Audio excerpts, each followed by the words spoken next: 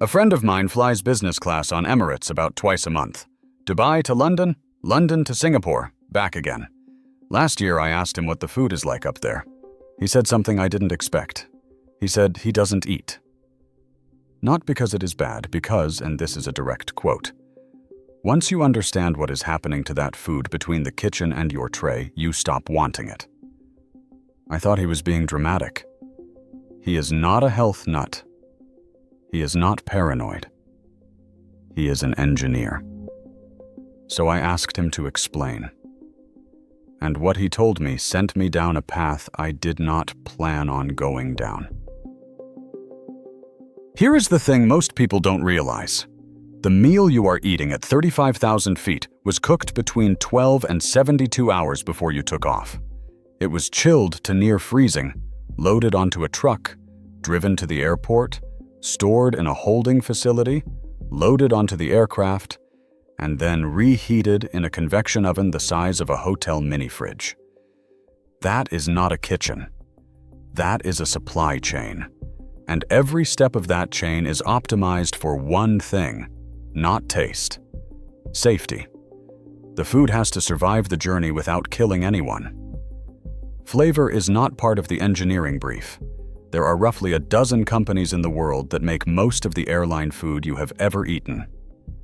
Gate Gourmet, Do & Co., LSG Sky Chefs. A few others. These are industrial kitchens the size of warehouses. Some of them produce over 100,000 meals a day. Every meal is cooked, portioned, blast chilled to about 3 degrees, packed into foil containers, stacked onto carts, and loaded into refrigerated trucks. By the time it reaches the aircraft galley, that food has been handled by 5 to 8 different people and has traveled through at least 3 temperature zones. The reheating on board takes about 20 to 25 minutes in a convection oven that runs at around 180 degrees. At that point, whatever texture the food had is gone. Protein fibers contract, vegetables lose their structure, sauces congeal and then remelt into something that looks right but tastes flat. That is not negligence. That is physics. But that is only half the problem. The other half is you. At cruise altitude, cabin pressure drops to the equivalent of sitting on a mountain about 2,000 meters high. Your mucous membranes dry out. Your sense of smell falls off a cliff.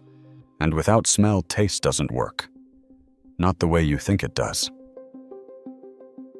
A study from the Fraunhofer Institute in Germany put people inside a simulated aircraft cabin and tested their perception of sweet and salty. The result was a drop of roughly 30%. The food didn't change. Your body did. And it goes further than taste. Cabin humidity at cruise sits at around 10 to 15%. For context, the Sahara Desert averages about 25%. Your body is trying to digest food in conditions drier than a desert, at reduced pressure, with lowered oxygen saturation. Blood flow to the digestive tract decreases. Gastric motility slows down. Food sits in your stomach longer than it would on the ground. That is why so many people feel bloated, heavy, and sluggish after eating on a flight. It is not the food quality.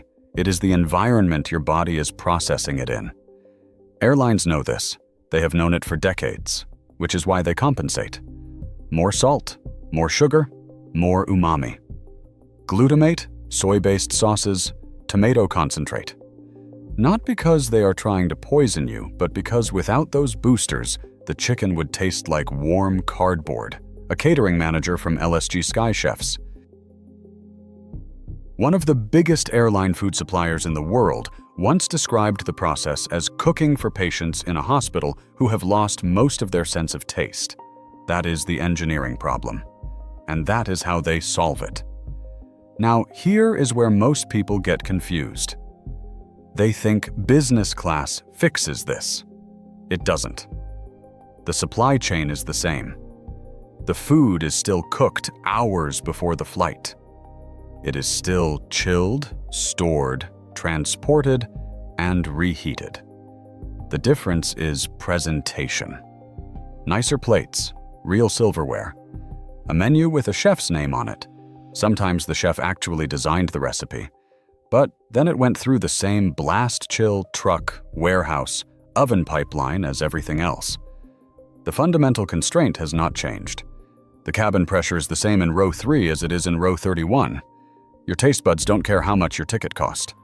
I remember sitting next to a guy on a transatlantic flight who had paid something like $4,000 for his seat. He opened the menu, read through it like it was a restaurant wine list, chose the seared duck breast with truffle juice, and when it arrived, he took one bite and put it down.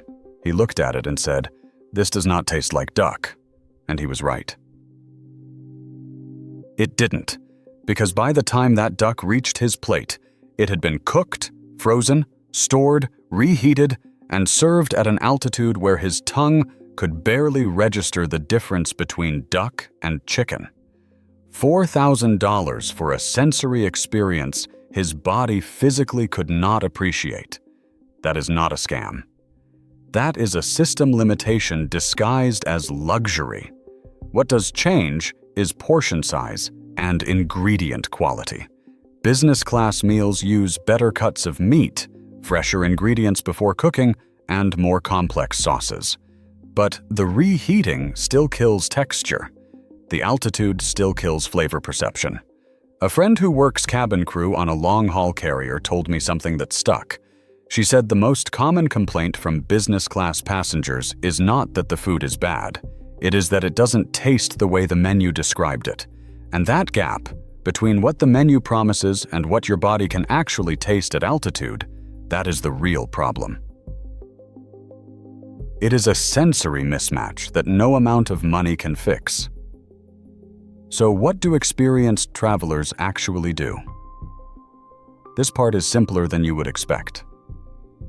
Some eat a full meal before boarding. Some bring their own food: nuts, dried fruit, protein bars, things that don't depend on heat or complex flavors. Some just fast through the flight entirely and eat after landing. A pilot I spoke to said he has not eaten airline food in over a decade. Not because of any conspiracy. Because he understood the system well enough to know that the calories you gain don't justify what your body goes through to process food at altitude. Digestion slows down. Bloating increases. Energy drops. For a short flight, the math just doesn't work. Here is what this comes down to. Airline food is not poison. It is not a secret plot. It is a compromise. A logistical compromise between food safety regulations, supply chain limitations, and the reality of human physiology at 35,000 feet. The system is not designed to feed you well. It is designed to feed 300 people without making anyone sick. Once you understand that compromise, you stop being disappointed and start making better decisions. You eat before, you bring your own, or you just skip it and feel better when you land. That is the general system. But international flights, especially routes through Asia, play by completely different catering rules. Different countries, different food safety standards, different supply chains. And that changes everything about what ends up on your tray.